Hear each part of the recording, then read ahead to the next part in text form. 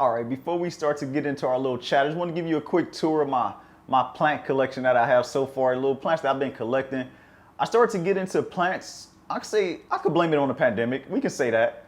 I really got into it during that time, and I killed a bunch of plants before, so don't think that my plants are perfect, that I've always been a perfect plant parent or a plant dad, whatever you want to call it. I've had my struggles. I still got some of my struggles, but I learned a lot along the way. So I just want to show you my collection that I have right now before we sit down and have our chat. So check it out. Right here, we have a philodendron pink princess, which I've already been killing off a little bit, honestly. If you see this here, got yellow. I don't know if it's maybe from overwatering, maybe something with the soil not draining well enough. But these are always usually in a different decorative pots, but I took them out. So as you see, it got the pink fenestrations there. It had bigger leaves, but I took them off because they didn't look healthy and I didn't want them to absorb a lot of the energy. So that's that. This one requires a lot of humidity. For all my humidity loving plants, I always collect them and put them in one area, let them get humidity with each other, and I also let them get my humidifier, let them get the humidifier and give humidity to each other. What else we got? We got the prayer plant, also called the lemon lime maranta.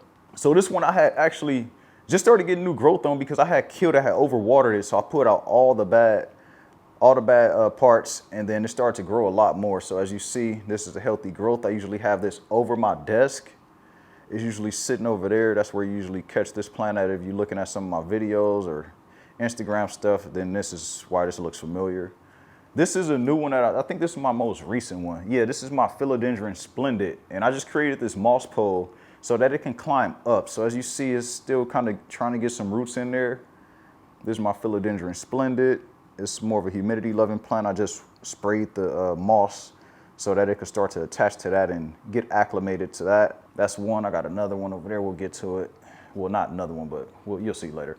This one, man, I always have bad luck with these dang old money trees. I don't know. This one is just like, it just don't look healthy at all. I've had some that sprouted up and then I killed it with root rot by overwatering it, letting it get too soggy.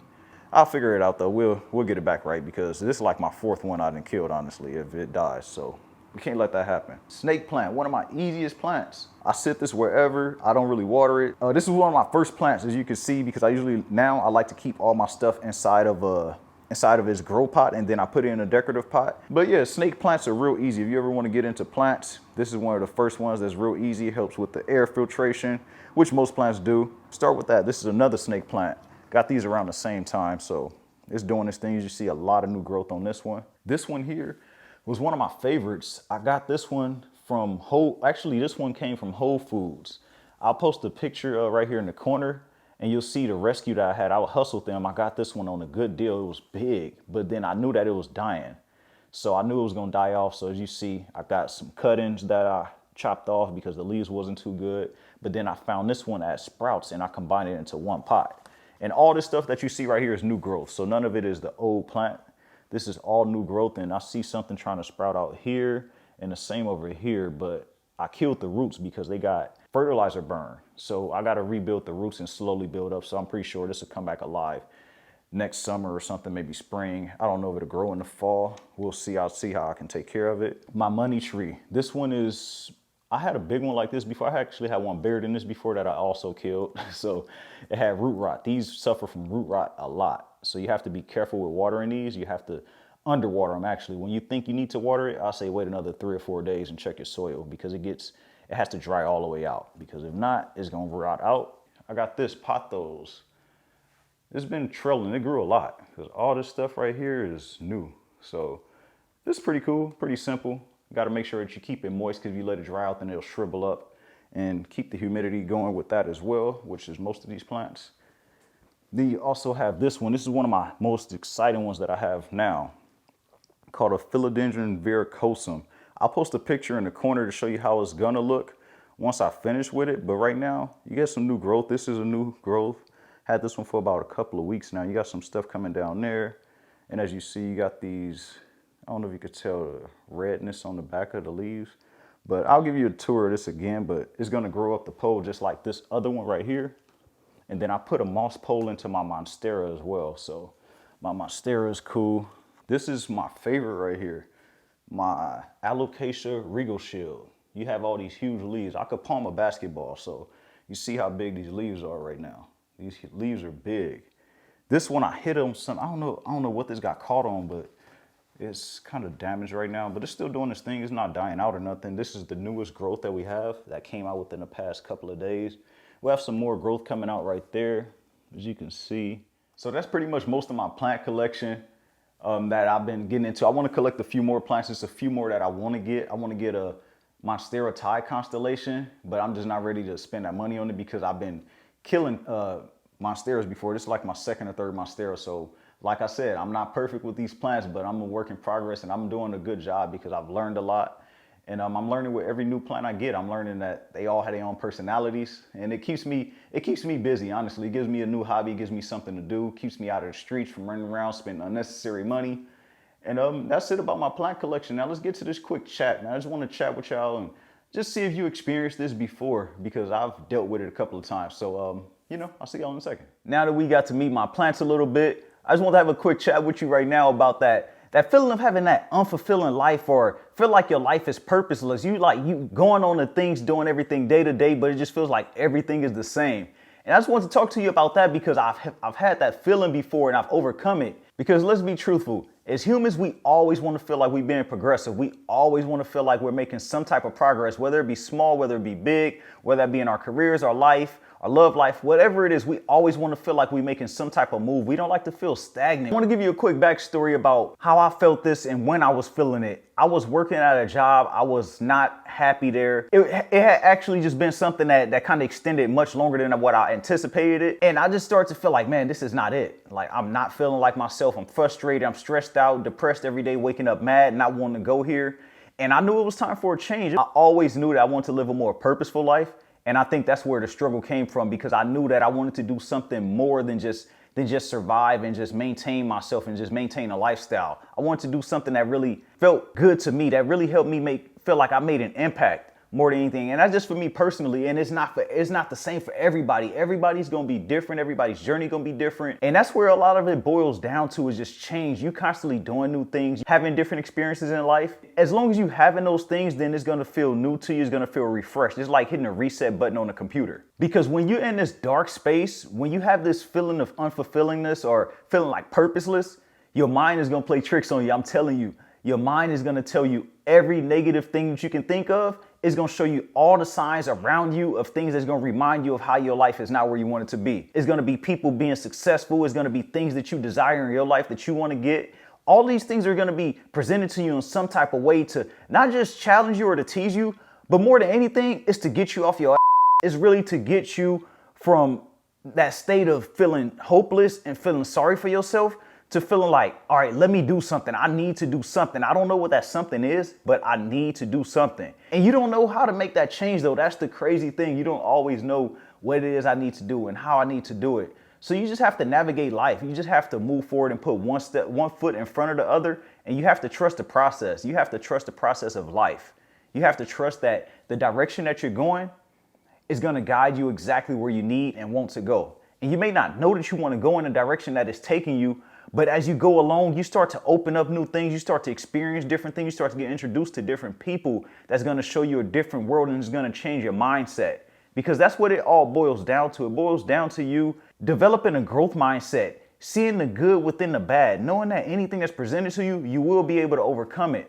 The conversations that you have, the people you interact with, all of these things change, and they change your mindset, which is going to change your world. Because before I shift my mindset, I was always finding excuses for myself. And as you going through this stage right now, you going through that transition of feeling that friction of not feeling progressive and not feeling like you're making any progress in life, it's going to be things that are going to be frustrating. It's going to be stressful. I'm telling you that right now. So as long as you're feeling that stress, as long as you're feeling that frustration, then that means that you're on the right path, because you're going against what the normal is. You're going against the grain. You're trying something different. And if everything just felt easy and everything just felt normal, which is what you're tired of, then that's how you know you need to shake things up. And as I was saying, you're going to face those pushbacks in life. But one of the biggest things that really helped me was I learned to show gratitude. I learned to show gratitude to the smallest things. I don't care if it was the air I was breathing. If it was like a dark day for me, I just really had to find something to sit there, relax, and be grateful for. I'm like, well, I'm thankful that I do have a job. I'm thankful that I do have this air to breathe because it's people that didn't wake up. It's people that wish that they had a job. It's people that's making much less than I am and they wish they could be in my position. So I found all these small things to be grateful for. All of these different things that I started to take for granted, I began to see as positives in my life. I began to see as things that are beneficial and that I have in my favor. That makes it much easier for me to see that I can make a change because I see that everything that I'm complaining about, everything that I'm frustrated about is really not that bad. It's always someone that's in a worse position than you are. You get those sayings, well, that's not me. I'm dealing with this right now. That's that person's problem. Everything that you presented with, you giving that because you can handle it. I don't care how frustrating it may be. I don't care if you get put out. I don't care if your car is getting repossessed. You've been getting presented that for a reason because you need to change some stuff in your life. It's things that you need to reevaluate in your life. It's changes that you need to make. And these changes will always be for the better. And they come in the worst times in your life, the times where you feel like you don't have much at all, when you don't feel like you have anything left in the tank, then that's when you've been presented with all these things. So be mindful of that. And as you're going through this transition, you starting to feel these changes come along, be mindful of the people that you associate with. Be mindful of the conversations that you have with them. If it's not positive conversations, if it's not conversations about progression, growth, just you bettering yourself overall, if it's gossip and people just talking negative, they always got something to complain about, then you need to minimize your interactions with those people. You trying to go here, but the conversations that you're having are down here. They low vibration conversations. You don't need that in your life, especially when you're at this vulnerable moment in your life, this pivotal moment of making that shift. And when you're really looking, just trying to find your purpose, like find out what it is that I want to do. Don't chase things for the money. Do not do that. That's one of your biggest mistakes that you can make. What happens is you begin to make the money and then you get that same feeling of like, man, this is not it. Like it's not even worth the money. Think about that when you're thinking about what it is that I want to do. What is it that's going to feel purposeful for me? Like things from your past. Think about things you used to enjoy, things that you put off, things that you always want to get back into. Remember, we were saying we have to shake up our norm. We have to shake up our everyday. So we have to try new things. And that's the first place where you can start. Start by chasing things not for the money, but for the love, for the passion, for the fulfillment that you feel and the happiness that you feel within.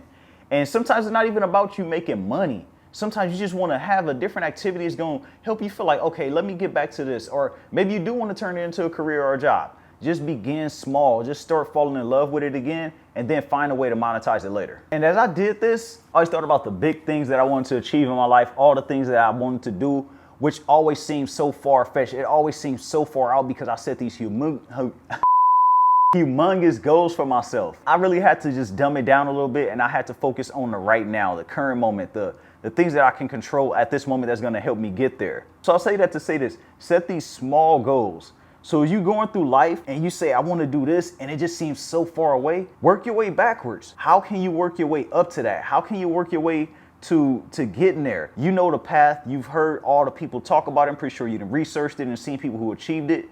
So go ahead and take little things from them and make your own recipe and just take what works for you and discard the rest out.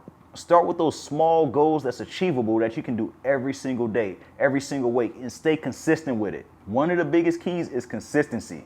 Just stay consistent in your efforts, whatever you're doing, even if you don't see the results, then that's when you really need to keep on going, keep on pushing, keep on getting to it. That's the only way it's going to pay off, and that's the only way you're going to really feel some type of progress in your life. If you don't do any of this stuff and you having that feeling of unfulfillment, then you're going to live life with regrets. Because life is short. We all know people who's not here anymore, and we understand how valuable life is, how precious life is, but we still sometimes take it for granted just because we're dealing with these frustrating moments. Don't allow that to distract you from where you're going. Don't allow that to throw you off your path. Continue. It may slow you down a little bit, but do not allow it to stop you in your tracks. You have to continue to move. Even if you don't see the green on the other side, trust that it's coming. Remember, those dark clouds never hang over your head for long. They always gonna be there. They always gonna remove themselves. The sun gotta shine after the storm. It's nowhere around it. That's the way the universe works. So don't continue to live that feeling of purposelessness. Go out there and do something different. Go out there and try new things. Step out of your comfort zone. And I guarantee you, you're going to love the person. You're going to love the results that you get at the end. That really wraps it up for this conversation. Honestly, I just really wanted to chat with you real quick. I just want to chop it up and just let you know that you're not alone on this journey. You're not the only one with this feeling. I don't know if it's throwing you off, if it's making you feel frustrated, depressed. Don't feel like you're alone. You are not alone on this journey. Everybody go through it. I don't care how successful they are, how private they may be, everybody's going through something and you're not the only one. So don't put yourself down. Just continue on your journey, continue pushing, and I guarantee you it's going to come out better and you're going to come out on top of it. So I want to ask you to go ahead and check out the rest of the videos. Don't forget to go ahead and subscribe as well, because I'm going to be consistently posting videos here. I'm excited to introduce you to myself more. If you're new here, old here, I'm going to just continue to show more about myself and show more like the back end stuff and just show a side that you've never seen before if you follow me on social media. So go ahead and hit that subscribe button, introduce yourself, leave a comment, and I'll see y'all next time. Until then, remember, everybody has greatness within, even you.